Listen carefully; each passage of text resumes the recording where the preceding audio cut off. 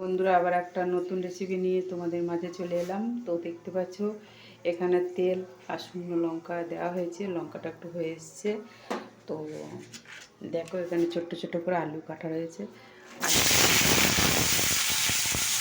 দেখতে পাচ্ছ। আর এখানে দেখো পালং শাক, শিম, বেগুন, এটাও আমি এর সঙ্গে দিই। তো দেখো শাকটা দিয়ে দিয়েছি, পরিমাণ মতো নুন দিচ্ছি,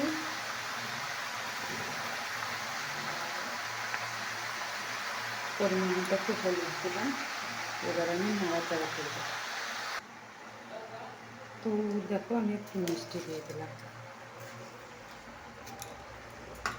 এবার আমি ঢাকা দিয়ে দেবো। তো দেখো বন্ধুরা, আমার শাক রেসিপিটা তো হয়ে গেছে, দেখতে পাচ্ছ শাক রেসিপিটা। তো দেখো আমার শাক হয়ে গেছে। তো চলো মটরশুঁটি পেঁয়াজ দিয়ে ভাজা হবে, বুঝতে পেরেছ। কাঁচা লঙ্কাও দিয়েছি, তো 3টে দিয়েছি, কাঁচা লঙ্কা একটা দিয়েছি। চলো কড়াইতে চাপিয়েছি, শাকটা আমি কড়াইতে চাপিয়েছি। তো দেখো কড়াইয়ে তেল দিয়ে দিয়েছি আমি।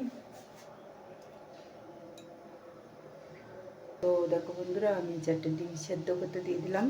এদিকে দেখো তেল তেতে গেছে। দেখো আমার এগুলা যে ছাড়ানো আছে মটরশুঁটি, এগুলো আমি দিয়ে দিচ্ছি।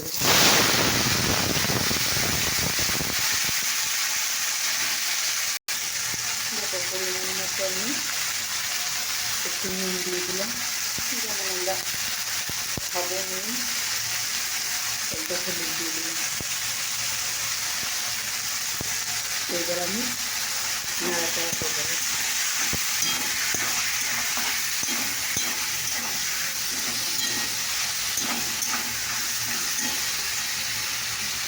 তোমরা দেখতে থাকো। তো দেখো বন্ধুরা, দেখো আমার কিন্তু এই রেসিপিটা হয়ে গেছে। একটু তলায় একটু ধরে গেছে, একটা কাজ করছিলাম, ধরে গেছে। তো আমার এই রেসিপিটা রেডি হয়ে গেছে, বুঝেছো।